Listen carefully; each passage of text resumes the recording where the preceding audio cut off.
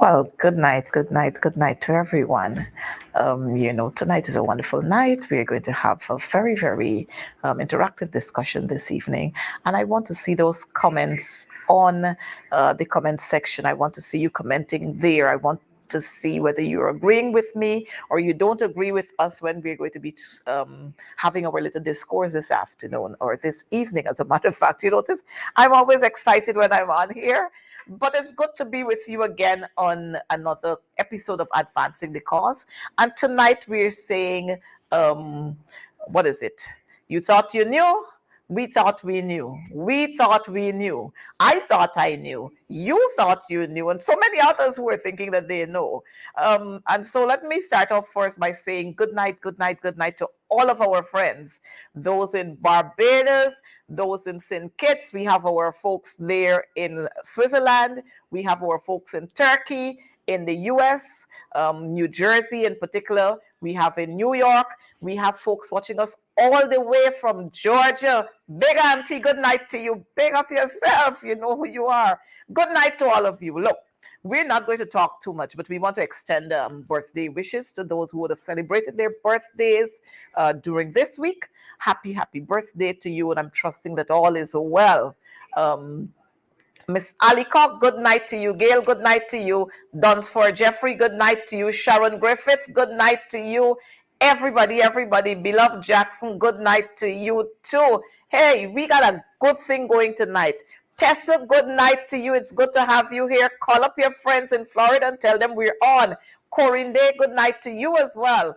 Adrian Bacchus, good night, good night. Allison, good night to you. Wow, we got Tessa, two Tessas on tonight. Tessa Marks and Tessa Lane we got on tonight. And I know why the two Tessas are on tonight. I just know why. You see these folks here? They like the stories when the stories come. But let me tell you, these are not Nancy's stories. These are real stories we are telling you. And we did not make these up. Natasha Marks, good night to you. And it's good to have you here.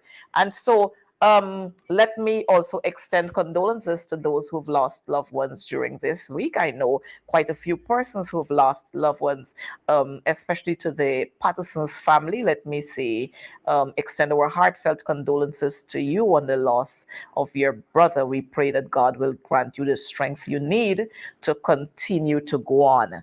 And we thank God for the time that He would have given your brother here on earth and the time that he spent with you. And so we're going to be talking tonight. With me tonight is my real buddy partner. Real buddy partner. He needs no introduction. But of course, I have to give this young man his caps. This young man served in the Guyana Police Force then, when it was a distinguished force, when people respected the officers of the Guyana Police Force. The Guyana Police Force then was the organization that was really, really ready to work, to serve, and to protect. Not to take a whole lot of monies for themselves, not to encourage junior ranks to pick up monies, not to want to rob the entity that they're working for. But you know what? Things have changed. And so tonight we're going to talk a little about this. But before, let me bring on my guests right away. We have here with me the distinguished Mr. Paul Slowe with us here this evening. Paul, good evening, and happy to have you with us here on Advancing the Cause. Good evening, Coretta. Good evening to your viewers as well. I'm happy to be here with you. Thank you so much. And we're going to start off with a little video before we go. We have a fancy boy. He talks all the time. All the time. He just wants to remain relevant. Right. He just wants to remain relevant. So he speaks all the time. Whether he making sense or not, he just talking. So let's start off with this video here. Let's remind We are going to make changes with our commissioners.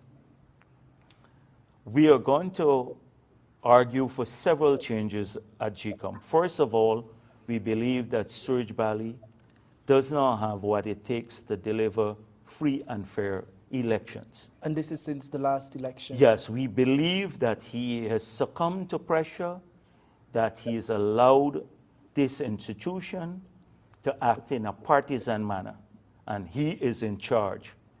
He can't put the blame on the chief elections officer. He's in charge of GCOM, and therefore the party has called for him to resign.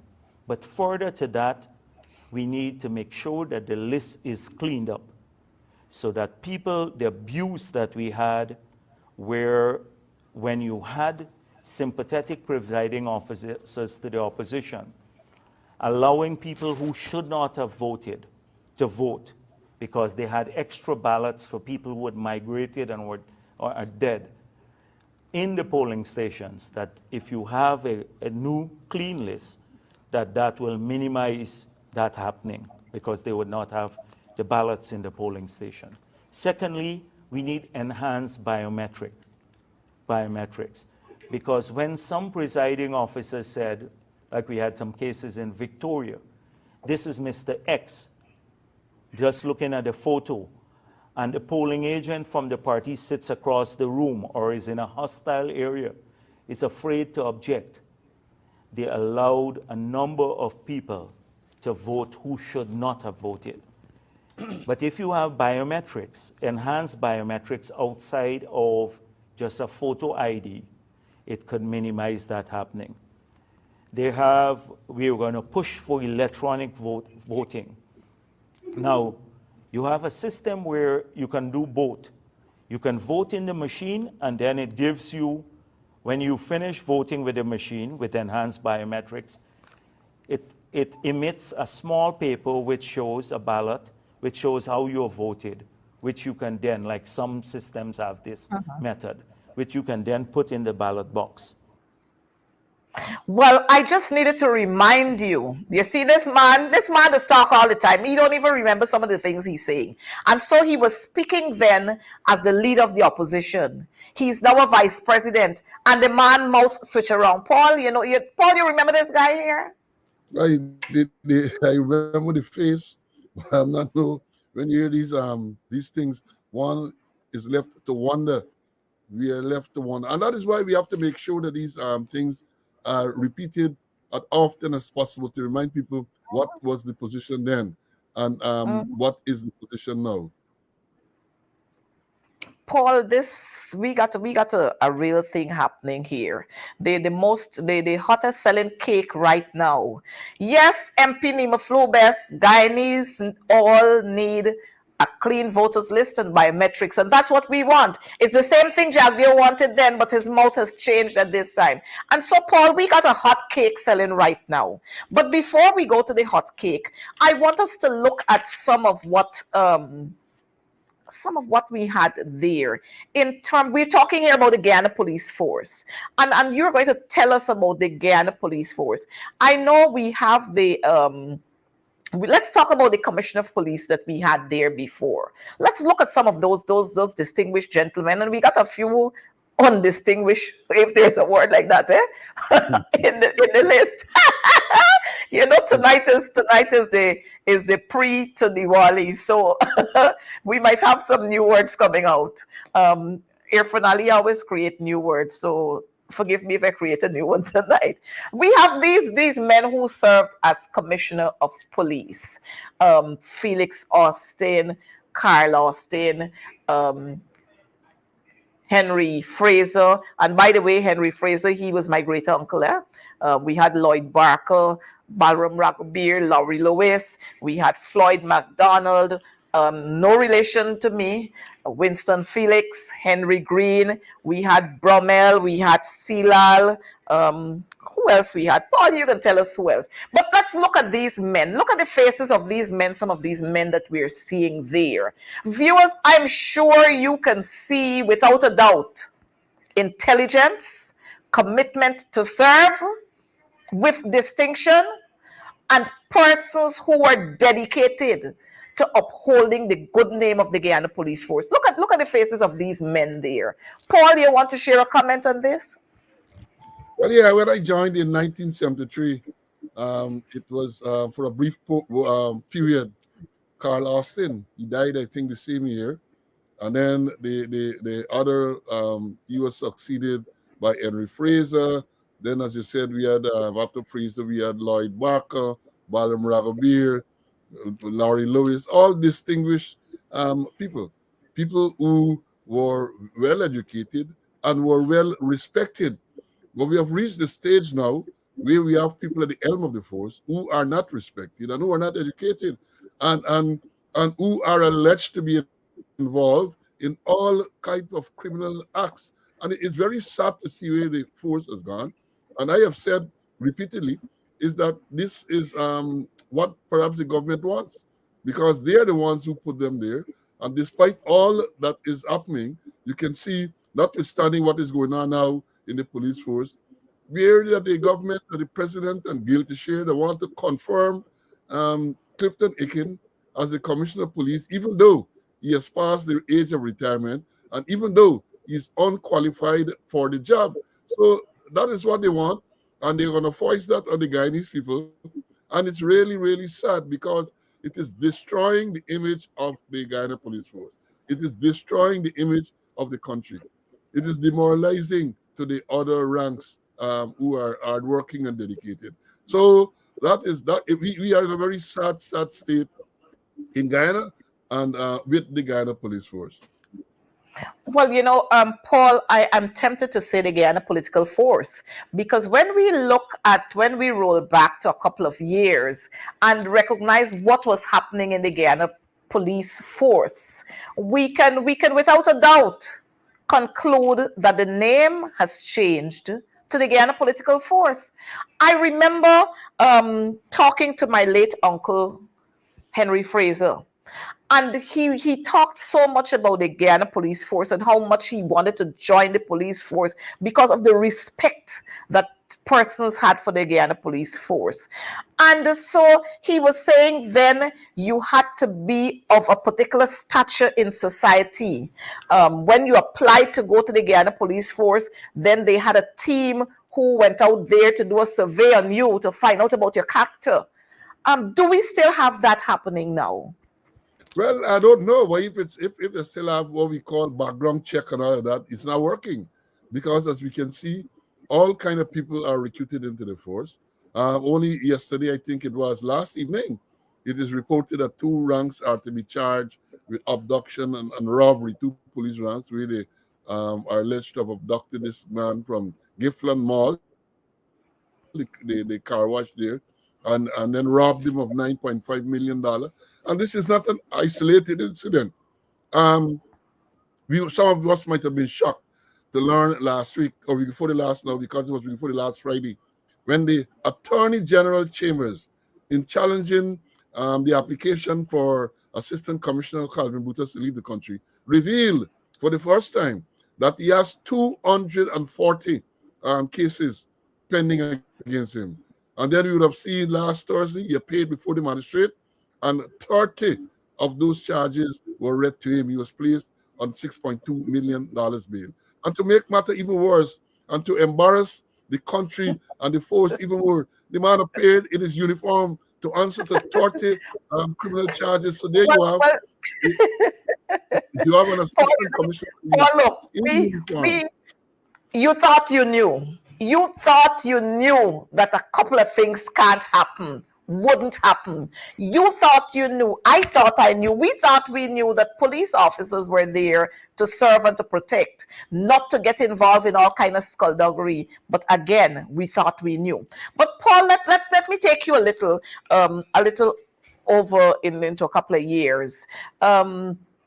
We had there serving a Minister of Home Affairs, a Minister of Home Affairs serving then. A particular Minister of Home Affairs, the late Ronald Gajraj. He was responsible for the police force and all the other forces, the other armed forces. They had to report to him. But this was the man who was embroiled in a whole lot of foolishness. This was the young man who was embroiled in a whole lot of foolishness. Let's talk a little about him, Paul. Well, Ronald Gajraj was the Minister of Home Affairs, and it was then alleged, there was a credible allegation that he was part, or he was controlling this death squad that was going about and killing people around the place. And if you recall, there was a big uproar, and eventually a commission of inquiry was held. He was then removed from that position. The government was reluctant to remove him. But then through international pressure and local pressure, he was removed, and then they found the post for him as the High Commissioner to India. So here is a man who was alleged to be involved in criminal activities, and he was actually rewarded for that. I remember him very well because in 2003, I was a commander in Borbice, B Division as it then was. Now it's Regional Division 6. And he called me one afternoon to tell me to return a gun to a man. This was the guy at Rosignol, the laminate factory guy, who was being investigated, and his firearm was lodged. He ordered me to return. When I told him that the investigation had not reached that stage for the firearm to return, then that old thing spiraled out of control because the president, Bar Jagdeo, got involved, threatened that if I did not apologize to the minister, he was going to side with the minister and I would suffer the consequences. That was in 2003. And I remained an assistant commissioner until I retired in 2010, 11 years in that rank. And I said when I retired, and I continue to say, it was because of that incident.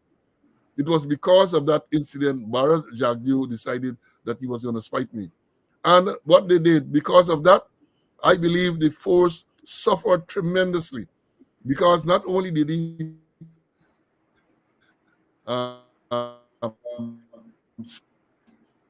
spite me, so to speak, senior officer thing. I was waiting to see if he would have promoted anyone above me to go to the court again. As a matter of fact, I can tell you that when they decided to remove me from out of the force because of the stand I took, and I challenged it in court, the court didn't get even side in my favor. The matter was subsequently withdrawn. So you have Gadraj in the office. It was known. Gun license running, were alleged, gun license running, other stuff. I know that when he was there, what he will do, people go to gun, he will say, take a TV to this police station, take this to this place. And that was perhaps the genesis of this old scale bribery and corruption, because it was then alleged that things were then sent to the PPP office as well. So while he would tell them, bring a mattress or two mattresses to the police station, then you had a situation where it was then alleged that things were sent to the PPP headquarters as well. Money was sent there to finance their operation. So you had all of that. Gadraj, he was removed. Then I think after he was removed, you had Sam Hines held for a while, Gail Teixeira held for a while. That is what we have. And let me say this. As a former senior police officer, since the PPP came into power in 1992, right, 5th of October 1992, the only respected Minister of Home Affairs they have ever had is the first one, Feroz Mohammed. Feroz Mohammed was respected because he did not intervene in the operations of the force. He listened when he was when he was spoken to, and he was a different person altogether. Since then, same misfits. And then the current minister apparently has lost his voice. You hardly hear the current minister saying anything at all. But that's where we are today in terms of the political control. Well, and let me say this when I say political control, because the Minister of Home Affairs is the political head of the police force, fire service, and the prison. He is the person responsible for those organizations. Well, Paul, I'm going to take us to a video, and I want, or we, like you said, we have to keep reminding our viewers, we have to keep reminding Guyanese people of some of these things. Let's watch this video. Home Affairs Minister in the Jagdeo administration in 2004, Ronald Gadraj, died at a city hospital over the weekend. Gadraj, a former army officer, also served in the PPP administration as Guyana's High Commissioner to India. This posting came after the former Home Affairs Minister faced allegation that he authorized and managed a death squad that operated in the city and had used serving police ranks and others as members of that squad. Then President Bharat Jagdeo established a commission of inquiry into the allegations against the minister, who stepped down. Former Chief Justice Ian Chang chaired that commission and found that the commission did not receive any credible evidence that Gajraj was involved. This exoneration came even after the man who identified Gajraj as the person who managed the squad, George Bacchus, was killed before he could have given evidence to the Commission of Inquiry. Bacchus died on June 24, 2004. The commission wrapped up its inquiry shortly after. On June 8, Bacchus spoke out of being part of the death squad and named other members as Axel Williams, who is now dead, Sean Hines, among others, as members. He said that he was an informant to the squad. Bacchus's allegations came after his brother Shafiq was killed. He had claimed that the death squad had mistakenly killed his brother for him. It was Bacchus who detailed the office at Gajraj's house where he said the nerve center of the operation was. He described for a small group of journalists the layout of the compound, the office, and the desk. Bacchus said the drawers of the desk had large sums of money from which the squad were paid for jobs. It also had drawers filled with ammunition, and guns stood in the corner in a trunk. He said he was told at the time that the weapons were from the police and later understood this to be those assigned to the Presidential Guard. Bacchus, in confessing that he was a member of the squad, said that it was formed in response to the spiraling crime wave in the aftermath of the 2002 jailbreak. He also said that the death squad had been responsible for numerous executions during 2003 and 2004. Bacchus said he left the squad after one of the 2002 prison escapees, Sean Brown, was killed. Since then, according to him, the squad had turned executioners for hire. With Gajraj's death over the weekend, there are now few people alive who would be able to shed any light on the then state officials' involvement in the death squad, since he, Gajraj, would have been key to most of the information, either to contradict them or confirm them. Good. Yes, so that one was a lengthy one, but I had to play that one. I really did have to play it so that we can be reminded when this Jagabat Jagdeo goes on his press conference to speak. We have to remind him of this. He was the president at that time when Gajraj was his Home Affairs Minister, and Gajraj, it is alleged that he was heading the Phantom Squad. And there we had the Bacchus brother George, who spoke out and he said he was part of this squad. And then because apparently he knew too much, Paul, they killed him. They went to kill him, but they mistook his brother for him, killed his brother, and then he was subsequently killed. Let's talk. In his bed. And let me tell you this. George Bacchus Bumbole, I think he was called. When he gave his when he made the revelation, and how he described, he was able to describe the office of the office at his residence, right? He was able to describe everything. He was very, very credible. He was credible in giving descriptions and all that took place. And as I said, you have to get international pressure for Barra Jagdeo, the then president, to set up a commission of inquiry. And as you rightly pointed out, the main witness, George Bacchus, was killed in his bed in Princess Street, I think he lived. He was killed in his bed before he could have given the evidence. I remember that incident very, very well. That was in 2004. I had just been transferred from Borbis to Georgetown when I got a call earlier morning of this murder, and I turned up at the scene. Very, very credible. Bacchus' evidence was, at least his story was, but he did not get to give that before the Commission of Inquiry. He was executed. Now, Paul, Barra Jagdeo is the person who speaks all the time about credibility and who don't have credibility and who don't. Barra Jagdeo at this time should be putting a bag over his head when he wants to walk the street. He should not even be walking the street, because you look at it, under Barra Jagdeo's presidency, all this kind of foolishness happened. You had the Phantom Squad, we had the Death Squad. You remember Fraser? You remember Toots? Yeah, you remember What did they strong upon? I can't even remember his name.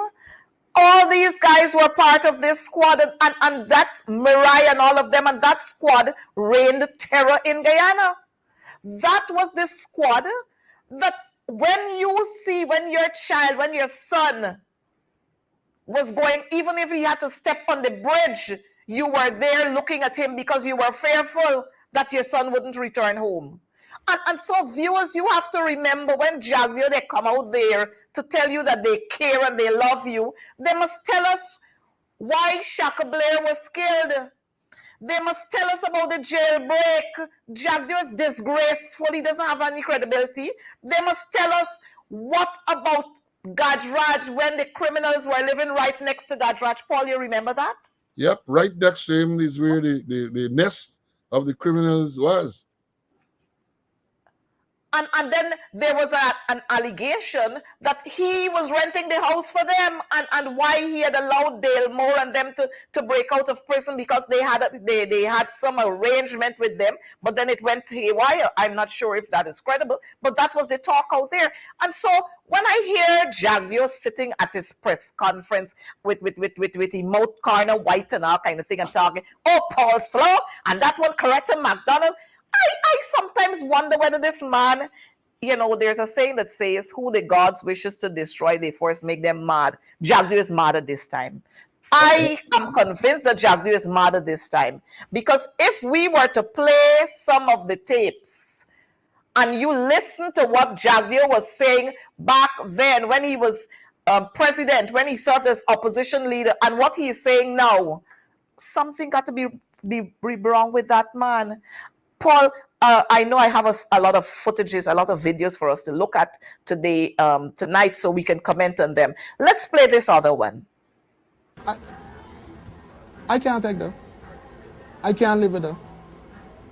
I could only take with me on why responsible. Me responsible for nothing. Me got nothing to do with that. What are you responsible for? What are I responsible for? Years ago, they said I was in some killing squad. I can't deny that. I would not sit here and deny that. If I wasn't a part of killing squad, this country wouldn't have got law and order and stop to come to some thing because they were Sean Brown and Dale Moore and what these people name? Chip Teeth and all these guys who used to. Are you talking about the same Phantom squad? We talking about the Phantom and Dead Squad is two different squads, I don't know. People get it mixed up. There's a Phantom and there was a Dead Squad. A Phantom, I understand it. Which one were you I was in a Dead Squad. Dead Squad. Who Right? was your boss? Right? Well, the boss was a man named Axel Williams who I work under. When these guys, late in the night, you would see fire, people burn up, people in car and the seawall and these things. And we used to go after these people, including the police, not we alone. The police was a part of it. We used to get guns from the police, Travis. I used to go and play for gun from CID headquarters, a machine gun. So this thing is not no one-sided affair, champion.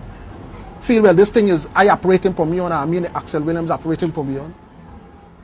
We was guided and being in communication with senior people from CID headquarters. Anybody from the past government? I didn't catch that. Repeat that. Anybody from the past government would have, had, when I said links or had direct input into the death squad? Well, I can tell you this. All my orders came from CID headquarters. And there's evidence to this day. I have communication with me and people. Communicating, saying what it needs to be done. And how it needs to be done. The kind of guns that need to use. And what mustn't be done and how you must do it. Wow. Very damning. Very damning. Paul, the police was involved. Yeah. You hear the man saying? The police was involved. He used to collect weapons from CID headquarters. What Barra Jaguar could tell us? He was the What president can of the Barra time. Jaguar tell us? He was the president of the He was the president at that time. The young man is saying there that the police were involved. They used to collect the guns and they used to get the calls and they were told what type of weapon to use. I mean, what can these people tell us? This is a man who was admitted that he was part of the death squad. So we had the death squad and we had the phantom squad. Two squads, death squad and phantom squad. We gotta find out who was in charge of the phantom squad, because he's saying he was part of the death squad. He and Axel Williams. I know at one time Fraser and Mirai, they used to be part of, well, I know is what they used to be part of, if it's the death or the phantom. And then we had the whole Roger Khan scenario. So I don't know. Maybe it was a mix-up story passing there. But Paul, what can we say? Well, what we can say, it was terrible. I can tell you, 20-something policemen were killed during that period. Again, I see Bara Jagdeo was the president. Floyd McDonald was the commissioner of police. And mind you, Paul. Careful how you say the McDonald. You're not related, and I He's not related to me by any chance. But yeah, those are the facts, and that was known. That was known every day. Bodies turning up around the place. People get different numbers about it. About persons killed. Some people say 1,400. Some people say not high as that. And what happened? Nothing. Only I think sometime this year or maybe last year, the UNHCR mentioned it and called for a thorough inquiry. And at one of his press conferences in the past few months, Jagdeo, I have the statement somewhere, said we're going to have an inquiry into this thing. That he said so. And I said, if you're going to have an inquiry, then it has to be an international panel. You can't put Jagdeo and the PPP to establish an inquiry to investigate what took place during the reign of the PPP. That is conflict of interest, in my mind, conflict of interest. But these things, up to now, people are grieving. Up to now, people have disappeared, cannot be found. Families grieving over the fact that they weren't able to get closure, right? And it was during the period when Bara Jagdeo was president of Guyana. He comes now and he says all kind of things. And I'm glad those things are played back for people to understand what took place then. Because somehow, most of us, perhaps during that period, many of the younger ones would not have been born or they can't remember those things. So we have got to make sure that those things are highlighted to remind people what took place during that period. Self-imposed curfews, self-imposed from when the place started to get dark. People lock up into their rooms, right? Nobody ventured out. You had the murder of the own minister of affairs, minister of agriculture. Not a single investigation into that thing. On the anniversary of a year, Mr. Saar's family will write and they will lament the fact that there is no closure, there is no proper inquiry. And Jagdeo sits there and pontificates every Thursday. Well, today, because I think tomorrow is Diwali, I understand that he had a press conference, so-called press conference. I mean, it is terrible. It is terrible. But Paul, I find these people are barefaced. I remember the incident with you when you were commanding Berbice, when you had taken away that man's gun. But here is it, we got critics was involved in a story there the other day, when critics had his gun brandishing there and talking about throwing the man in the car trunk. And I see nowhere that they ask him to lodge his firearm. I remember this young man, Lyle from Linden. He had some kind of confusion with his girlfriend or ex-girlfriend, something like that. And they took away that young man's gun, even though there was no gun on the scene when he and his girlfriend or ex-girlfriend, whatever it was, they had the assault and whatever happened. The police took that man to his house and they collected his firearm, and we got critics walking around all over the place and nobody has asked him to lodge his firearm. And then Irfan Ali would want to jump out there to talk about the one-sided Guyana. Yeah, that incident, and let me say this because I have said it on a few occasions on my program, looking at the incident with Critic and this other guy there. Normal, proper policing is that firearm he should have been relieved of the firearm at the scene. And now he is charged with inflicting grievous bodily harm, using the firearm to inflict grievous bodily harm on the person. That is overwhelming evidence that the firearm should have been lodged in the first instance as an exhibit in this matter, and he should have been given a letter to show cause why the license in respect to the firearm should not be revoked. But we have a police force now, which is part of this animal farm, where all animals are equal, but some animals are more equal than others. And that is exactly what is going on here. Because any proper police will tell you that the circumstances surrounding that matter will require the firearm lodged and a process for revocation be initiated. Well, I remember the issue of the senator from New York. You remember that senator who was jailed? He was part and parcel. He was embroiled in the whole Roger Khan scenario. Senator Sampson. You remember big corruption here? Yeah, state senator, yeah. And You know, one of the supporters of the PPP went to jail too. you know, and the thing is, these people want to talk about, they wanted to label the coalition as being riggers, and the coalition as being this, and the coalition as being that, when these are the people who doing the story. Now let's look at this one here. We've got the Henry boys. Operator, I don't know if you could put the two together, the Henry boys and Courtney Crummy Wing. We got this here, and up to a day like today, nothing, absolutely nothing. You can't hear about these investigations. They run and scramble up some little boy from somewhere, two little boys from somewhere, and talking about, oh, these boys, these are the person. But here is it, you got Crummy Wing was shot, and not a word up to today. That man's 3 children are still living without a father, and they're still grieving. And all that Courtney Crummy Wing did was to go out there to voice, to speak out that persons should not vote for them because they are not, they're devious. Jason, good night to you. And yes, this is the Barrett Jagdeo who wants to talk about other people. And all of these things happen during their time. All of these things happen under their stewardship. Barrett Jagdeo at one time as president, Donald Ramatara another time as president. All of these things happen under them. So I don't know what they can tell the people of Guyana. You got young men who are brandishing firearms all over the place, and you wonder where these young men are getting these firearms from. Some are legal, some are illegal. Plenty they got. And you know what? We have got to always conclude that the PPP, they are part and parcel of all the underworld operations. Because I remember on the coalition, there were, I think it was 2 amnesties they had extended for persons to bring in firearms, all those illegal firearms.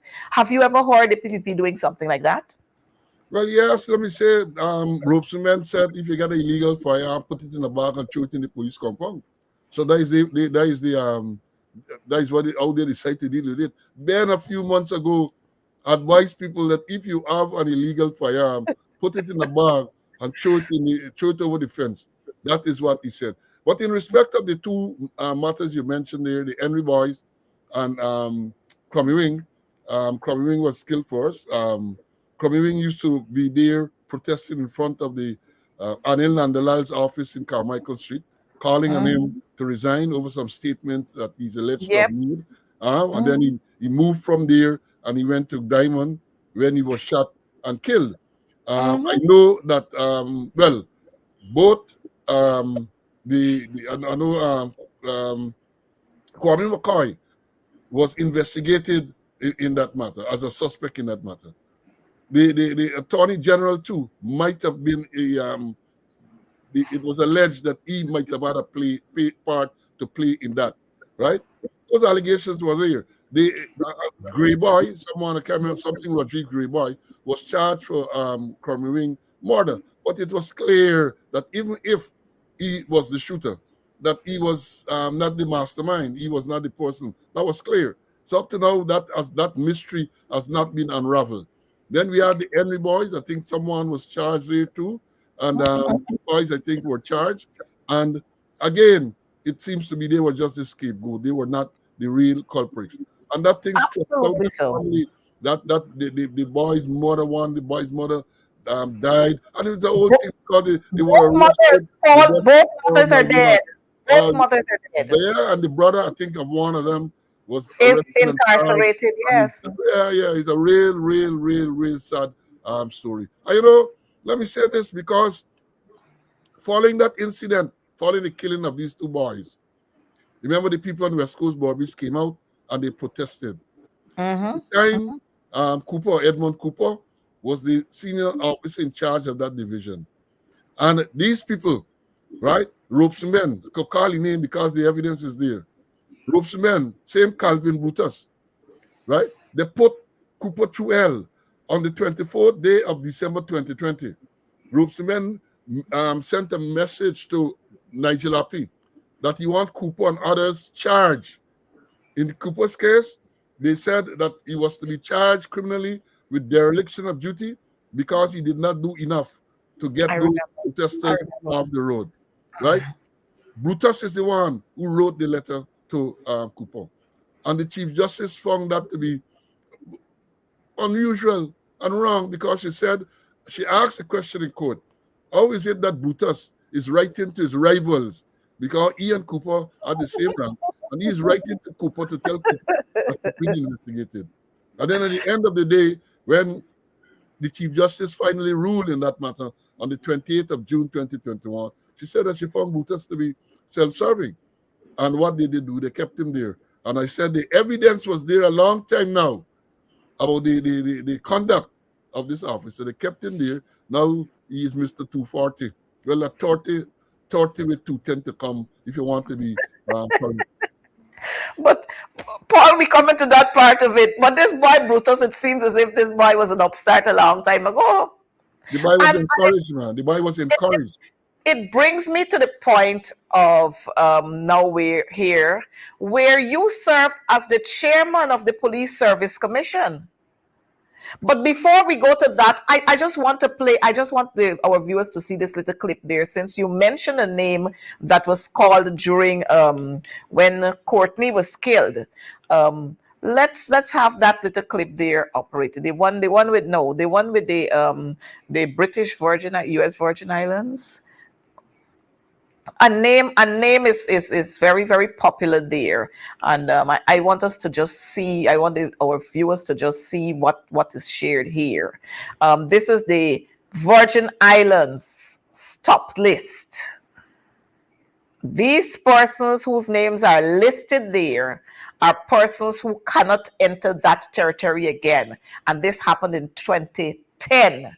I'm hoping that you were seeing a name that you're very, very familiar with. From Guyana, Warren Kwame UC McCoy from Guyana. He has been described as criminal non-belongers. They are described as criminal non-belongers under the judiciary system in that territory. And so these persons here from Dominican Republic and wherever, they can't enter that territory again. They have been, their visas, well, I ain't sure if they had to get visas to go there. Might have had to. But they can't enter that territory. And this is one of the persons who's serving as a minister under the PPP, you notice? And if you look around them, you will see the kind of people that they attract. Look around the PPP and you'll see the kinds of persons they attract. And while I'm on that, I can remember vividly, I saw a picture with Charles Ramson Jr. and I saw a squatty guy there with big gold chain and band and so on his hand, walking there hand in hand with Charles Ramson. And a couple days ago, I'm seeing a wanted bulletin out for him. So it is just saying to us that the PPP, they're no good for Guyana, none whatsoever, no good for Guyana. Everything wrong, the PPP. Everything corrupt, the PPP. When it comes to discrimination, the PPP. When it comes to destroying a whole nation, the PPP. When it comes to rigging an elections, the PPP. You notice he talked about biometrics. Now Anil Nandilal is saying, no, they can't do biometrics and so on. He's saying that today. These people are ridiculous. And viewers, I'm hoping that when you watch these clips that we are showing and you listen to all that we are saying, that your minds are going to be tuned differently, because you know what the PPP feels? They feel they could buy you with a couple of dollars. That's what they feel. They could buy you, they could give you some handout, and that's all well and good with you. But Paul, before we go any further, we have another clip that I want to show. This is a young man who speaks out all the time, and we're going to comment on this one that this young man is saying. No, Paul.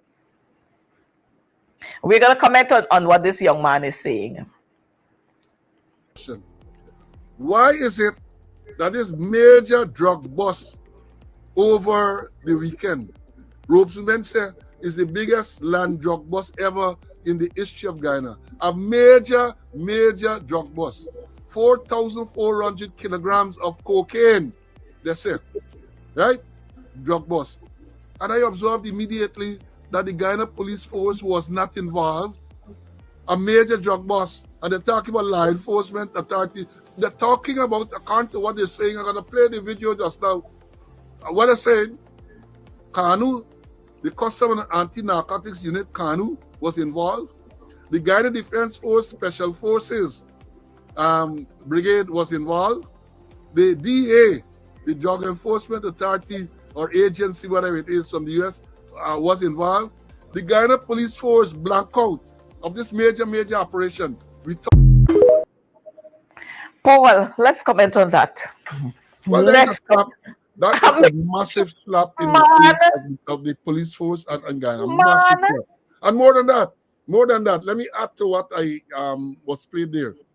When the operation was at a stage, maybe when they were about to destroy and that, Robesman, the Minister of Home Affairs, took flew media operatives into this area, because this is in Region 1, Mabruna area, this drug was uncovered, right? So they flew, I suspect was from Ogle, media operatives to see this, the end of this operation. Even then, they did not take the police.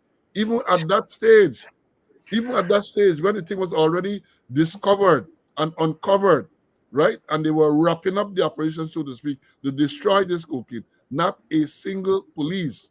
Now, and that is a slap in the face of the Guyana Police Force. The question is why? Why would such a major operation? And it required some planning. Because if you read, they were there, special forces, they combed the area, they did not see anything. It appears as though they had solid information, because once the DA is involved, they're going to make sure they have solid information. And they went there, so they knew that you had drugs in the air. They couldn't find it above land, and therefore they might have surmised that if it's not above, it's under. But they found it below. It was an operation going on there. The police commander, the police subdivisional commander, the commissioner of police, the crime chief, nobody involved. And let me say this, and again, I'm saying this without any fear of contradiction. So, Paul, you're saying not even Brutus didn't know? Well, let me say, because at the time, who was operations? At the time, I think it would have been Budram at operations. And let me say this.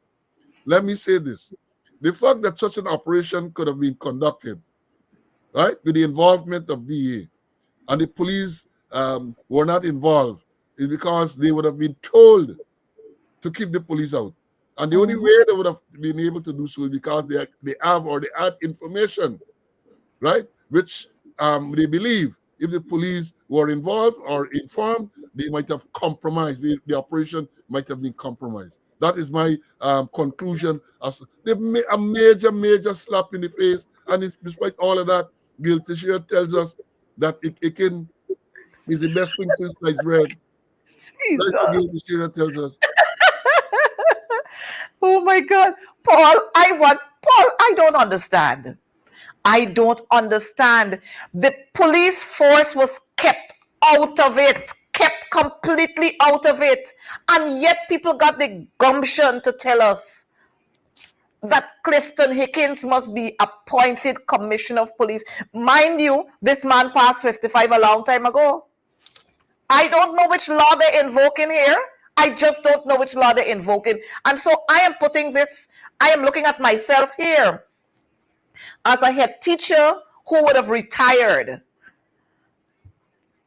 or let me put it as a deputy who would have retired, can you now bring me after I would have retired? Can you now bring me on in the system again to make me a head teacher?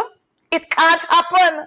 So I don't know if the Police Service Commission rules, if those rules are different. Maybe they are different. But Paul, we were talking about you serving as the chairman of the Police Service Commission. And I remember then you had indicated, along with the commissioners, that a couple of ranks must not be promoted. And Brutus was one of them. Brutus was one of the rank that you said should not be promoted. The commission ruled. Let me say this. Let me say this. Let me put some clarity into it.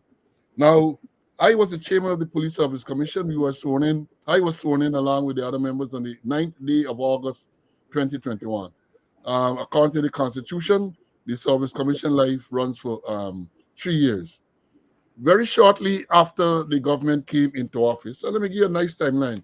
Government came into office on the 2nd of August, 2020. Brutus was brought to administration on the 16th of August, 2020. He was in Borbies, came to the administration of the force. I believe I know, since I have been associated with the police force since 1973 and all my research, there's never been such a junior person. Junior rank, lacking experience to be put there. The administration post in the police force is perhaps the most important, one of the most important posts. They brought him, they put him there. That was in 2020. Now, what happened? They also put other people in some senior positions that they hadn't the requisite rank. And therefore, the government sought to, the president himself tried to influence me to influence the commission to promote these people. Many of them had disciplinary matters pending, including Brutus.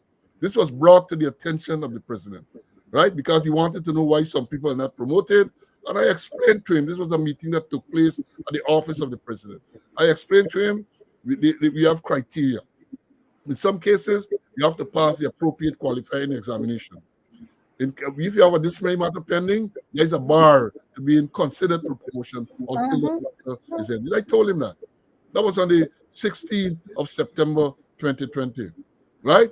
Now, the Police Service Commission met on the 23rd of December 2020 and created a short list of persons to be further considered for promotion. No promotion was made, was a consideration. Calvin Brutus said in an affidavit before the court that the promotion shortlist was leaked to him by a confidential source at the Police Service Commission. I remember that. In a legal document. I have a copy of that affidavit that he swore to. The very night, the 23rd of December, I had a conversation with the president, or a telephone conversation, and he talked about the same promotion. He wanted to know why his people, referencing Brutus and others, was not on the list. Why they were not. And I explained to him, I said, well, these people have pending disciplinary matters, and they can't be considered until, and who told me said that? The man flew off the handle. And then encouraged Brutus. Let me tell the people clearly. They encouraged Brutus to challenge the commission. Challenge a promotion that was not made. This is a short list. There was no final decision. And he moved to court with a fixed date application. He was joined by Stanley, Chief Prasad Bacchus, Prem Narayan, Chevron Jupiter. They joined him in that matter.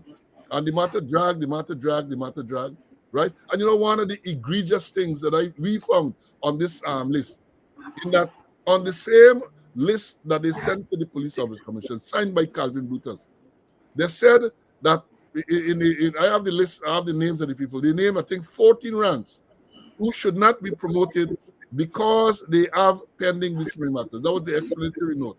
They people should not be promoted, right? When you're dealing with the supersessions and so on. They said they should not be promoted because of pending disciplinary matter. Brutus had a pending disciplinary matter, and he put the name at the top of the list. And the Chief Justice made the point when she ruled on the 28th day of June 2021 that she found Calvin Brutus, Senior Superintendent, as he then was, to be self-serving. That is part of the court document. The Chief Justice said so. And what he did after that, he was encouraged to file a civil lawsuit against me for defamation of character. right? He filed a civil lawsuit against me for defamation of character. When the matter came up before the court, the judge dismissed the case. I understand that the matter is appeal. They encouraged him. They built the monster. They created the monster. Mhm, The monster mhm. come back well, now tomorrow is Halloween. So the monster come back and threaten them, boo, the jump out, and so they let the cat, the rat, and the pig. They created the monster. They created the monster. And the man sat there and became involved in this elaborate criminal scheme. And I said, so that was so again, because the evidence is there. Now, when he filed lawsuit, he named all of them in the lawsuit. They're going off the handle because he said government interference in the investigation, all kind of thing he claimed. Of course, he withdrew it after SWAT went to the house, and they went to execute warrant and so on. He withdrew. But the thing is, they created that monster that named Calvin Brutus. They created the monster. Now we see 9 bank accounts with almost $100 million inside. The rest of this afternoon, where the vice president, we got to call it vice president, the second vice president, saying how the system work. And what system work? What nonsense he's saying? This is a man, a police officer whose salary they say is $491,000 a month, right? The man was able to get an account that his salary is paid into. And according to the code document, he drew what not the code, well, yeah, one of the code documents, $60-something million from this account. $60-something million from this account to pay for some property. A man buy a property, a police officer, assistant commissioner, buys a property for $80-something million. Immediately had it demolished. We talk about the property of Albert and 5th Street. That was one frenzies. And other properties around the place. 500 and some. You have a man who they put it admin. Sits there, and this is part of the code document. Sits there and approving thing for his wife. The wife company established just about a year, $300 and something million. That got to be one of the most profitable businesses in the whole country. And they're talking a lot of nonsense now. They created the monster that is the corrupt and dishonest monster that is Calvin Brutus. Having said that, I always like to say, with all the charges he has, he is presumed innocent until proven guilty. Until proven guilty by a competent court of law. But the allegations that are there made against him, imagine they are alleging the allegations that this man instruct the post in charge. Let me read it for the viewers. Let me read what one of the particulars of the charge, where he's charged of misconduct in public office. This is one of the charges that was read to him last Thursday. It says here, let me go, that Calvin Brutus, Assistant Commissioner of Police, while performing the duties of Deputy Commissioner Administration of the Guyana Police Force on Tuesday, the 28th of November 2023, at the Guyana Police Force headquarters in Leary, Georgetown, in the Georgetown Ministerial District, County of Demerara, instructed Woman Inspector Collins of the Guyana Police Consumers Co-op Society Limited to prepare and encash a check, they get the number, in our name, in the sum of $60 million at the Republic Bank Limited for the purpose of repairs and maintenance of the said police consumers building, and cause the said $60 million Guyana currency to be handed over to him by the said woman, Collins, knowing that the $60 million was not used, was not being used for the purpose of the said repairs and maintenance of the police consumers building. $60 million. In other words, they're alleging that he instructed the inspector there to prepare a check for $60 million in our name and then change the check and give you the cash, $60 million. That is one of the allegations. Now Paul, we have that. And then we have another part of the story with Brutus there, where the top cop is part and parcel of it, where the man said Brutus had this big lavish wedding. Paul, I gotta get married again, And when I get married this time, I invited friends like you, and I want monetary gifts, monetary gifts. When you invite me, I could bring us a part of corporation, I ain't get them type of resources. No, this man got married, and a businessman financed this man's wedding. And the top cop said, he accepted an envelope with 8.5. Now, I am not hearing anything about this man, this top cop man. This man supposed to be, he too supposed to be sent on administrative leave.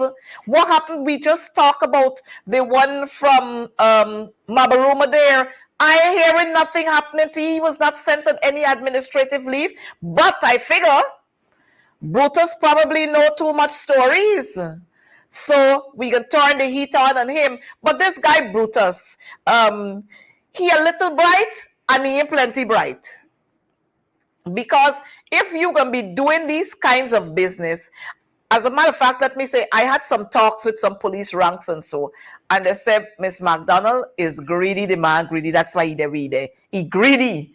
All the people who used to supply the Guyana police force, he knocked all the suppliers out. And it's he wife, he mother-in-law, this person, everybody close to him who supplying the police force. Plus, they're claiming to supply, collecting monies, and nothing has been supplied to the Guyana police force. I remember there was an incident when they were having the flag raising in region number 9 in Lefem. And I remember a whole troop of young men, policemen, wherever, I don't know what's the name you call them, a baton, wherever, I don't know. But this whole gang of policemen who had to go there to be security for the president when the president arrived, to help they had to do the march past, wherever they had to do all the fancy worries. But Brutus took these men there, it is alleged. He took the ranks there, and next to nothing food he was giving them. I remember a young lady who's a teacher. She had to send money for her son because where they had them sleeping under some benab at one time and somewhere else, not any proper place, and Brutus was in charge of that operation. So the ranks are saying he's greedy. His greed got him where he is there. But Paul, we want to talk about this wedding, and this $900 and something thousand that was left over from the 8.5 million. Paul, I noticed the commissioner of police sent a statement too. I'm sure you saw that one too. That the commissioner sent a statement. I only see it. I did not only see it. I have it here. In front of me. This is a statement. Well, look, I got it right. I got it right there. But I see you emphasizing on this wedding thing. You mightn't be as lucky, You mightn't be as lucky. Right, I got to say. Let me tell you this. I have gone through this statement and I have analyzed this statement. And I'm saying that based on this statement given by Clifton Ikin in an attempt to exonerate Brutus with the $46.4 million he lodged at the bank, claiming that the $46.4 million was gift before, during, and after the wedding and Christmas gift. This statement issued by Ikin. They said other statement from people who say yes. One man say he 10,000 US as a gift. The other one say he 1 million. I said this statement from Ikin, where Ikin says that this businessman gave him. He put businessman here. And he put the name of the businessman too. Yeah, first of all, I said this is a big ass envelope. To one envelope to get 8.5 million Guyana dollars. Assuming that they Paul, it had to take the commissioner of police a good time to count all of the money. Well, he must get counting in the office, Sometimes the money flows so much that he get one of these counting machines there. I would agree with you. So that can speed up the process. But I am saying that this statement alone, this statement in and of itself, is evidence of misconduct in public office. Evidence is investigated and charged for misconduct in public office. And more, if this statement was used in an attempt to exonerate Brutus, it might very well be a pervert. He tried to pervert the course of justice. These things have to be investigated, but instead of that, here, Gail Teixeira telling the country and that how it is the best thing since sliced bread, and the president intend to appoint him as commissioner and so on. That was in the 2nd of this month. She wrote to the opposition, the leader of the opposition. The man says, this statement is so, look, as a former senior police officer with a lot of training and experience, this statement is more get more oil than Swiss cheese. You get more oil than a sifter. You get more oil than a strainer. And to think that on the basis of this and perhaps other statement, they would have discontinued the investigation into the laundering of $46.4 million is amazing, is appalling, right? And then I hear he talking today, there's Jack Deal about the system working. What system working? Have they investigated this? This statement given by Ikin? And you know, I have said, and all the policemen have said to me, that in our days, even a sensible constable would not write a statement like this. A sensible constable would not write, because this thing is very incriminating. The man, Yes. he has a policy, right? To yeah, what? We had a policy where he's supporting them on special occasion. He instituted a policy of motivating my officers through supporting them for special occasions such as weddings, birthdays, and anniversaries by supporters from stakeholders approach. That's what he's saying. One of the first thing any good investigator will ask, where is the policy? Is this a figment of your imagination? Where is the policy? The next thing a good investigator will ask, well, let me hear who are the other people who benefited from this policy. Yep. Right? Let's hear who the other people. That is how you investigate. But not to take this thing on face value and discontinue the investigation. The thing started out, he started out by saying on September, not in September, he said on September 2023, he received an official wedding invitation from Calvin Brutus, Assistant Commissioner, who is performing the function of Deputy Commissioner of Administration. I observed on the wedding invitation that the wedding and reception was set for was scheduled for the 11th of November 2023 at the Pegasus Hotel. That is what he said. A letter in the same statement, he said, I was provided with a quotation of $8,474,977 for the wedding, wedding package by the management of Pegasus Hotel. And then he said he made the reservation for the hotel. Yep. The air it is, he tried to tell people that this man came to him, Brutus came to him with a wedding invitation. Yes. And subsequently he appointed him as the wedding planner. So this thing is so porous. This statement is so porous. As I've said, no good constable. In my day as a commander, a constable write this, he can get buck up for writing something like this.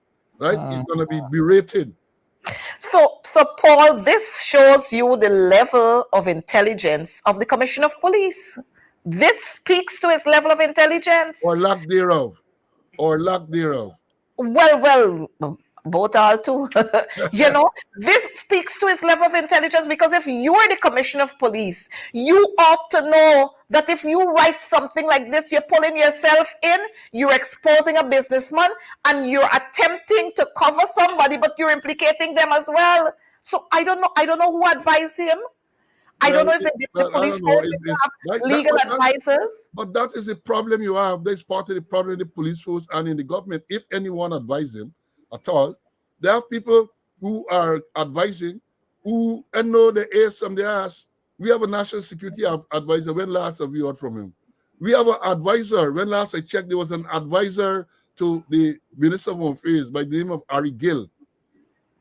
The last time I heard about him is when he recorded a policeman sleeping at his residence. And it was said that the policeman fell asleep after being on duty for 16 continuous hours. When he recorded the man had been on duty for 16 hours at that time. And he worked for almost 8 more. Or he recorded. That last time I heard of him, the policeman him and all of that. Harry Gill was at education too, and I think he was involved in some strictness with some printing of some books and all kind of thing. So he is not even credible himself. So you know, it's a big hustle. All them is a big hustle. So yes, it's a big hustle with them. But then, Paul, we have a statement coming from Brutus where Brutus is saying that even the man who is investigating him now was part and parcel of his wedding. He was invited, and he too gave him a huge sum of money as a gift. And we hearing nothing about this man. And I think it's the same man who has 25, who gave him 25% of the monies to buy the place that he bought somewhere over the river. You In see fairness this, to, well, Paul, you see this boy, Hallecock, that I got on this program here? This Hallecock was talking about 83 square miles. Hallecock, please behave yourself. you gotta say it in the back of the class. No, with this matter with the cross the river thing, it is part of one of the money laundering charges, and the head of SOCO was denied being involved. I mean, Leroy Smith jumped out and he wrote something, and he sued Leroy Smith for $600 million for making a statement. So he's saying that he was not a part of this. He was not a part of this 20 million or 25 for this property at Schoonard. And so we have to make that clear that even though Leroy Smith wrote that, right? The head of SOCO, Karimbash, is saying that that is defamatory, it's libelous, and he has sued him for $600 million. Leroy Smith, and then he gets sued the same day. He in the record books, you know, because on one day he was sued by two persons for a total of $605 million. I understand that certain items are short in Guyana, such as blood pressure kit and pamphlets and all of those things are in short supply. So I don't know. A lot of people using them up. But you know, Paul, this thing, even though it's funny, this here, this black paint that has been painted across the Guyana police force, it is very damning and it is embarrassing to us as a nation. You check the Caribbean, nobody you'll see like that. But you know what amazed me most? One, the night when the squad team, two squad teams, and SOCO turned up imagine they're turning up in their own compound, you know. Exactly. In their own compound, they surround their own an apartment in their own compound. I mean, this can't go more crazy than this. You can't beat It's that. laughable. You can't beat that. SWAT turn up in the police compound to surround the house. A policeman's the Brutus house. Two SWAT teams turn up and we're heavily armed. This thing is like Is the strategic positions, the tactical positions that they took. When I read this thing, I said, wait, like Brutus related to Sylvester Stallone or Chuck Norris? Yeah. Because you know how they turned up there at this man's house, and then here comes Brutus. Here comes Brutus. The people got on their taupe and their mask and thing on their face and so on. Here comes Brutus, turn up with his attorneys and the media. And Brutus asks, whose name is on the warrant? And everybody back off. Nobody wants to search this man's house no more. But in my mind, you know, Paul, I'm saying this. In my mind, I think they wanted to execute him on that night. I think they wanted to execute him. Well, let me say this. In my mind. Let me say this. You have two SWAT teams turned up in the police compound, the officer's mess compound, where this officer lives. A team from SOCO also turned up. It is reported, Brutus alleged that the man in charge of SOCO told him that they have a warrant to search the place. He said he did not produce the warrant. He did not read the warrant. He claimed that he was willing to allow only the person who was named on the warrant to come. Well, that's rubbish. That is not the way it works. The only person who's named on the warrant is the person who swore to the information. Yes. All right. So, but then they never searched the place, nor he wasn't arrested. So why did this massive force turned up there? That is a question to be answered. One, you have to answer to who sent this massive, overwhelming force to execute the search warrant. And they turned up. The place was not searched. Brutus was not arrested. And the next day, he appeared in court. So one is left to wonder, what was the purpose? What was the aim of that whole operation? I don't know. Well, you know, Paul, like I said, when I saw that, I asked, the first question I asked was, where is Hickins in all of this? That was the first question I asked. Secondly, when I spoke to a couple of ranks, and they said what you were saying here, that the question that Brutus asked, whose name is on the warrant, and it's only that person, they said, don't matter though. Brutus bluffed them, and they themselves don't know, so they back off. Because they're stupid. They don't know. They don't know. So that, Brutus, yeah, and the that's thing is, what nonsense. some person was saying, Brutus know the system, so Brutus know what they would do, so Brutus put a lash back in them. That You know, shows ignorance. And to see that the I person mean, who, when they was a superintendent, Singh, they said, it and is crazy. he claimed that he had the warrant, and Butas say, and Butas is telling the world, because he said that in the interview, that Yes. I'm willing to them that only the person who's named on the warrant. Rubbish. The Mhm. only person who's named on the warrant is the person who swore to the information before the magistrate or the justice of the peace. But then that person is allowed to carry people with him to conduct the search. And what we say is that you should have, well, when a search is being conducted, the occupants of the home should be there to see how the search is being done so that people don't plant anything and all of that. So if it's one occupant, then one would expect wherever is being, whichever part of the house is being searched, that occupant is there, right? And there somebody, Mhm. the other should be in a position where allegations can be made later that they planted something Yeah. on the premises. That is the type of safeguard that you have to have. But to hear that Brutus tell them, he said so, owing the person name on the warrant, can come in and so. And to think that this man is a senior police officer, assistant commissioner of police, and he's admitted to the bar as a lawyer to practice law in Yes. Ghana. Mhm. And this is his BS he coming with. And as you rightly pointed out, the people who are there apparently not knowing They better know. They decide don't know. to retreat, to make a hasty retreat. That is what happened. Now, Paul, I hear on the night, people thought it was Christmas. They thought it was Christmas. With the amount of sirens and the amount of lights that you see rolling into that place, I'm like, the Guyana police force has really gone to a circus. I remember Barajaglio said, oh, he came to Parliament because Parliament is a circus. Well, it's not only one circus we got. We got plenty more circus because the Guyana police force is now a circus. And Well, Barajaglio is part and parcel of it too.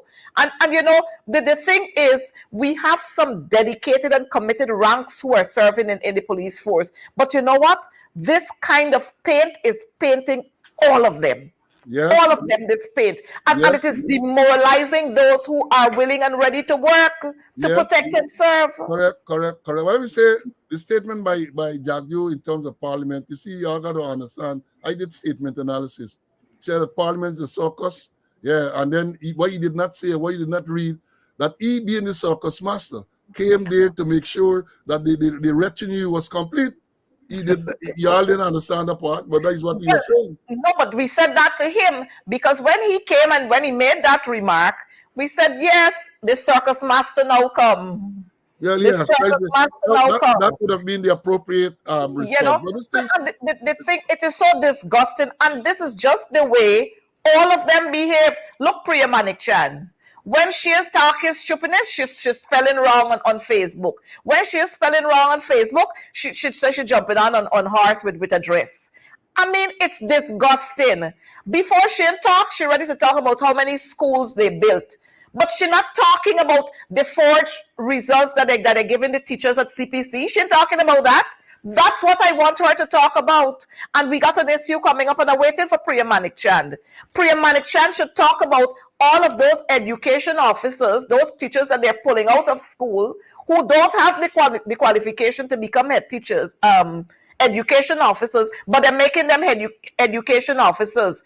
Quite a lot of the cadet officers who went through that entire program, they send a whole lot of them back to their schools because most of the cadets who were there, they were Afro-Guyanese, so they send them back to their school. And you know what the chief education officer, it is alleged, he said to a teacher that he has to balance the scale. He has to balance the scale. So he's sending, these are people who completed the cadet officers training, he send them back to their schools.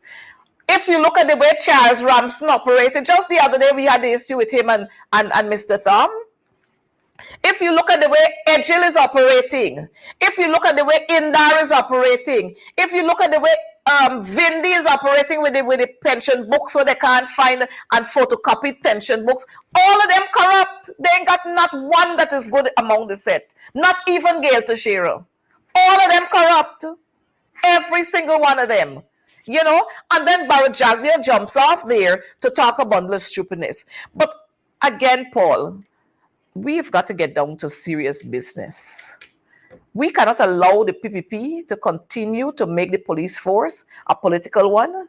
I notice they're moving after the Guyana Defense Force. I notice they're tracking the prisons. I notice they're tracking the fire services. Everywhere they're tracking. But one of the things that I'm not hearing too is that persons aren't calling enough for Robeson then to go. Robeson then should go as Minister of Home Affairs with all of these things happening around you. A drug bust was made, and the police force couldn't be part of it. Robeson then must pack up and go home. There's no more place for him. He must go home. The president should shut up. He shouldn't talk about anything else because you're not worth it. Because he had 19, and when we thought that was much or that was a whole lot, we got how much? 240 or 30 now? Well, it's 30 with more to come. 30 with 30 with more to come. But Paul, outside of, like I said, outside of the circus show that we had on the night with the squad team and so on, the other part I enjoyed was on the morning when Brutus turned up there, all decked out in his uniform. Paul, you ever see craziness like that? Well, it's madness. You see, look, let me say this. First of all, going back to this SWAT thing, a SWAT team is not deployed by any and anyone. As I know it, for the SWAT team to be deployed, it has to be either the commissioner or the man in charge of operations. No commander, divisional commander, or other commander can deploy a SWAT team. We had an incident some years ago where the SWAT team went to a security coast and shot and killed or in Boston. Yeah. And up to now, you can't hear because Oppie, who was carrying on, he said he did not deploy the SWAT team. Akin, who was operations, was mom. He didn't say anything. Now, here again, we have a SWAT team deployed in the police compound. This is a SWAT team deployed in the police officers' mess compound. Right? So who sent them? Who sent them? And then when you come to this, another part of this circus, as you said, last Thursday, the man appeared. And then, let me understand, fully dressed in uniform. This is the man who was sent on administrative leave. So the time when he appeared, he was administrative leave. Right? This is the man whose last posting was the head of Special Branch. Special Branch will wear uniform. And yet still, he turns up in uniform. I believe, and I said before, that the reason why he did so, maybe because he was afraid that if he turned up in civilian clothes, he would have been handcuffed and shackled. So he realized that if he turned up in uniform, he was not likely to do that. Well, let me tell you something. If I had anything to do with the system, it would have been another force. Because he would have been the first senior police officer, assistant commissioner, to appear in court in uniform, handcuffed and shackled. That would have been another force. Right? Well, Paul, you notice he was in uniform. His driver was in civilian. I mean, he wicked. He could have tell the driver, look, put on your uniform too. He tell the driver, put on a uniform. So the poor boy, Kevin, now, turn up in civilian clothing. And the next thing you know, he got handcuffed on his hand. The businessman got handcuffed on his hand. But Brutus's wife, she was allowed to walk free. You know? And so you want to know where is the fairness in this system. I remember the day when they were trying to arrest you when you turned up at court. They summoned you to court. You turned up there and they were trying to arrest you. And here is this man who got 240 charges. I don't know how much the driver got. I don't know how much his wife got. I don't know how many the businessman got. But this is a man with 240 charges. And he was allowed to walk free. But like we're saying, Brutus throwing the corn and they come in because they may know better. None of them may know better. None of them. Man, I hear when Brutus turned up in court, I hear this salute what Brutus gave to the magistrate. Man, it was one out of the million. Paul, I sure you can salute like that. I hear the man make a salute to the magistrate. So you understand that this man, I think this man understands the game he's playing with them. He understands the game he's playing with them. And outside of that, he knows a lot. And so I think they're afraid of what he will say and what he will do. But, pressure does bust pipe. Old people say so, pressure does bust pipe. But again, Paul, this is so damning. Guyana has moved from 2015 to August 2nd of 2020. Guyana was at a level The Guyana police force, so many ranks were sent overseas on courses. After the 2nd of August, you remember just after the 2nd of August, we had a big drug bust? Yeah. And then it's continuing, and nobody is being charged for these things. We got paper shards that was killed. They said, oh, right on Main Street, the president's residence is here, the prime minister's residence, and they tell you the cameras weren't working. And they sit down and accept. These people so barefaced.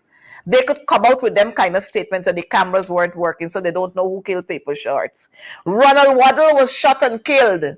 Nobody seemed to know who killed Ronald Waddle. So many others were killed. You got the boy Boston, not Boston. Yeah, you got Boston from that side. You got the boy Bacchus, Quindon Bacchus. You got the Headley boy. So many others, Shaka Blair and all of the others who were killed. And you're not hearing anything about it. But the PPP wants us to believe that they are good for Guyana.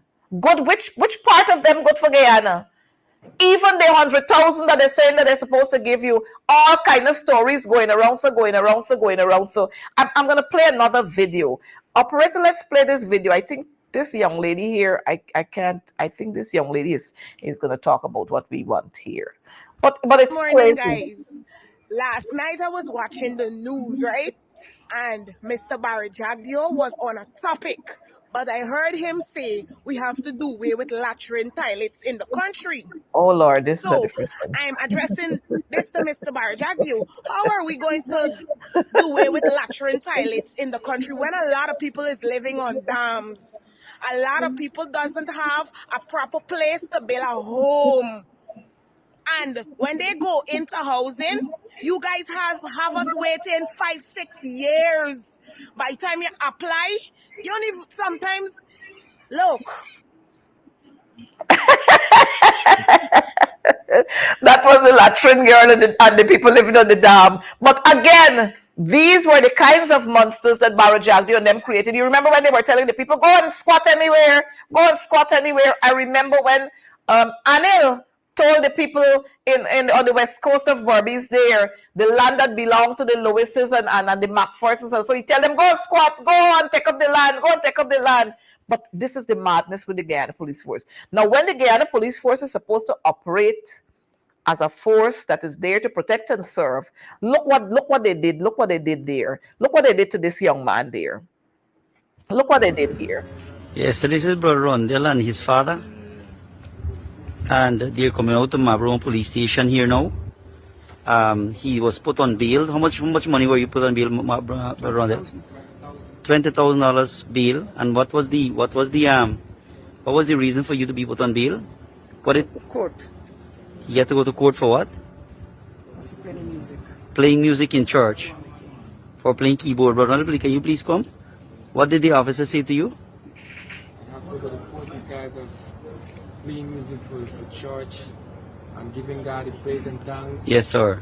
And that's why they said that I get charged and I have to go to court for that. All right. Because Amen.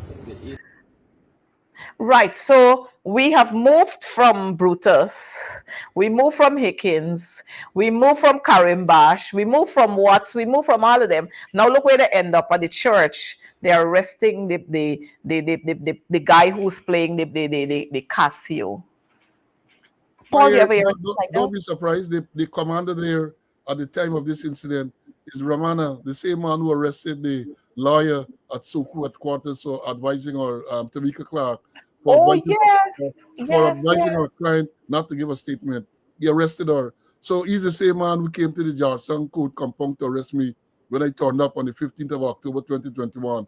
He's the same man who arrested the man for playing music in the church. And you know, the police cooperative communication unit came out with a statement to say, oh, the man was warned and sent away. The man was put on bail. The man was put on bail and told that he has to appear in court. Appear in court. Maybe, I bet, you know, these type of lies. And you see, that is why we, my colleague and I, Mr. Conway, we analyze these things and we bring it to the public's attention. They are like that. They are like the truth to be told. And according to Michael Young, one of the supporters, he said, well, speak the truth and shame the devil. So that is what we're doing. We're speaking the truth and Yep. we are shaming the devil, if the devil can be shamed. Well, these here look like they ain't got these here look like the people that said a shame out all the shame. But Paul, I want to thank you so much for being here with me. We have one more to play. This has been very informative, and we've got to keep talking about these issues, Paul. We have to remind our viewers what happened during the 2000, the jailbreak, the murders, the execution. You notice execution style murder coming back. You notice execution coming back, Kidnapping and abduction abduction. and kidnapping. Yeah, Oh, yeah. and look how these people so daring, Paul. The policeman abducted the man from Giftland, carry him to his house, like is all they're interested in is millions. Yeah. Collected millions from him. Then when they collected the millions from him, then they went to turn up the next day in police uniform, and the young man was able to identify them. No, something is definitely Well, wrong. let me say this again in analyzing this thing. When they did, the man gave them $9.5 million. They went back. And the reason why they went back is because they left something. When they went there the first time, they forgot something, so they went back for it. And this is why, this is what, and these things are happening because they're seeing what senior ranks are doing, and senior ranks usually send them to pick up monies and so on for them. So they feel that they can do the same thing too. And that is why they're behaving the way they're behaving. And it's absolutely ridiculous. But Paul, I want to thank you so much for being with us here. I want to thank our viewers for being with us here. And before we go, I want to say to you, go out there, get registered so that you can go and vote. Whenever that elections day is called, you can go out and vote. I want to extend Diwali greetings to our Hindu brothers and sisters and to all of Guyana. I'm hoping that tomorrow will allow us to reflect on the real meaning of Diwali, that evil will not ever triumph over good.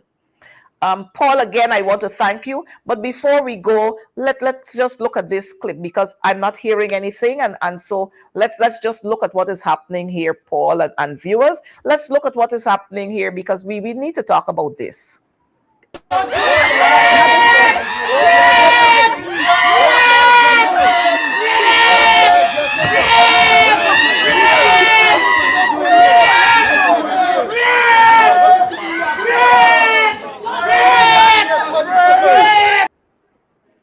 So, Paul, we had that one. You notice you saw Harry Gill there? You didn't see Harry Gill there, Paul? Yes, I saw him there, yes. Harry Gill was there. That is the kind of lawlessness they get involved in. That's the kind of lawlessness they get involved in. We have another short one to play quickly, and then we're going to take you out. You have it there, operator.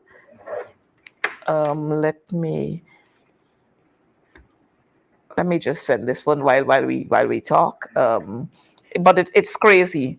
That is crazy there. That issue where they were shouting rape. Imagine these people shouting rape in the parliament.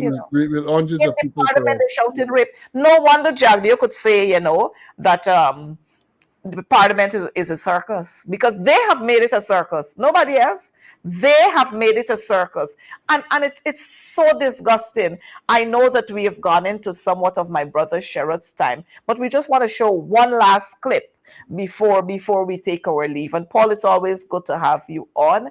And I know that when you're here, you're able to bring into perspective the actions of the police force and how they're supposed to operate. It's a group, it's not a video, it's just a group. No, it's a picture it got there. Yes, there's yes. So we were having some difficulties there. So Jacqueline Johnson and Ali Cock and Michael Reed and Shaniza and we had Jason Benjamin and Sandra and everybody else, Jillian and everybody else. We want to thank you for being here. Look out for us next Wednesday. Next Wednesday, we want to delve a little more into education because we got lots of things happening there. Plenty monies passing in education. Lots of schools are being constructed, and I'm hoping that we are going to get accountability. We will be granted the accountability. We will know how much these schools cost, and if they're no, and if those schools there are if those schools there are, if they're worth the monies that we talk about. We must know about it, whether they are worth the monies we talk about. And so I hope that we can get that one. I hope that we can get that one coming out there. I hope we can get that one out, this video. If we can't get it, then I guess we'll have to close the show if we can't get it. But the picture that I wanted us to see there was the picture of these 5 distinguished men who, well, they call them distinguished men, the heroes, the 5 who were killed in the helicopter crash. Now I'm hearing that, Paul, I think you heard it too, that the black box, they said the black box damage. So you can't know what happened. I mean, it is crazy. It is crazy. What happened to these 5? What happened to the helicopter on that fateful day? We want to know. We're not hearing anything about the 2 survivors. Maybe they have to die and then they'll get the title heroes before we start looking at them. So here it is before we go out of the show. We want to know what transpired on that fateful day. What happened? Paul, I guess you can give us 2 lines in closing, and then we'll close the show. Well, in closing, we all want to know, because I was taught that a black box is an indestructible piece of equipment. It is designed to withstand and survive the worst of crashes and so on, but maybe they had a different time. Now, tomorrow is Diwali, as you said. I want to wish all the Hindu brothers happy Diwali. And it's the birthday. You know, they say Diwali night, tomorrow night, is the darkest night in the year. I learned growing up, they told you that if you were born on that night, you were destined to thief. So, having regards to that, I suspect tomorrow night is the birth night of many persons. Run. So I want to wish them a happy birthday as well. All them, because they're thieving so much. You know, they used to say, if cat jump you on, yeah, you're going to thief. Well, them they say it's tiger, you know, Bengal tiger jump the hand. So they can't stop thieving. They can't stop thieving. I want to say thanks for the opportunity to be here. And thank you so much. It's always a pleasure to appear in this program and to bring a little enlightenment, I would say, to your viewers. So thanks for inviting me. It was a pleasure. You're so welcome, Paul. Viewers, good night and do enjoy Diwali. Remember to stay safe. You know, every time we have Diwali, then the night you get fires, you get accidents and all kinds of things. So be careful if you have to light up your diyas, and so be very mindful of where you put them so that they don't get they don't come into contact with your curtain and all kind of things. So be very careful and do enjoy Diwali. One love.